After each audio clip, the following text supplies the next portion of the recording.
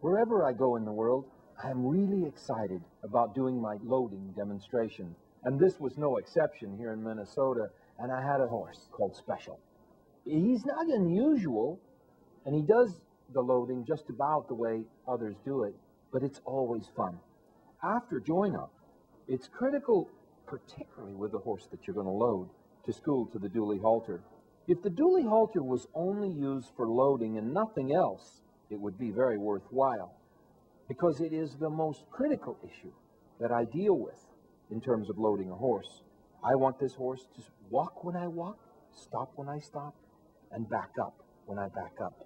And then I can go to the trailer. And now I approach the trailer, but I don't say, Special, you have to go on that trailer. I walk up to the trailer and I let him look at it. Ooh, he says, Mr. Roberts, I'm not going on that trailer. And I say, that's okay, back up. Every mother knows what I'm doing. Special, please. No, you can't go on that trailer. You have to back up. And pretty soon Special's going to say, Mr. Roberts, I'm tired of backing up. Please, let me go on that trailer. No, I won't go on the trailer. No, I don't want to. Okay, back up. Well, let me think about it again, he would say. And all over the world, horses, like Special, that have been years a problem to load, will load, after I ask them to, in approximately 30 seconds. And the dually halter is the difference. Watch how Special now is contemplating, maybe I'll go. I haven't asked him yet, and I keep backing up, but see now how he's listening to my body. And they bring this panel around behind him, and just sort of close off the back door a little bit, and then I'll turn and go in the trailer. Special says, I'm not going. Oh, well, maybe I will. About 10 seconds or so, he loaded in the trailer. And you see that I have his head protected with a sponge rubber pad up on top of his head should he throw his head up and hit the top of the trailer. His legs are protected too with boots on those front legs so that if he should slip on the ramp, he wouldn't cause any injury. Now they're taking the panels away from behind him, and my work is really just beginning. I walk toward the trailer and let him listen to the dually halter and then just walk on. It's no big deal. I want him to believe that that trailer is a good place to be, a safe place to be.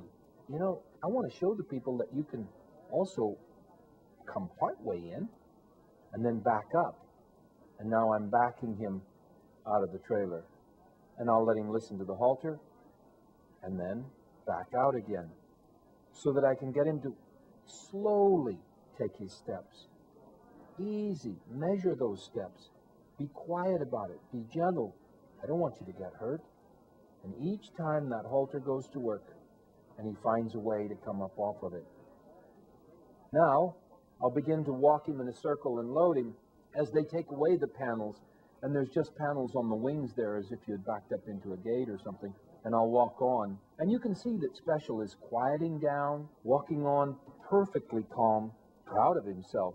And he's lost this phobia of trailers. And you know, if you're doing your work the right way, repetition is your greatest friend.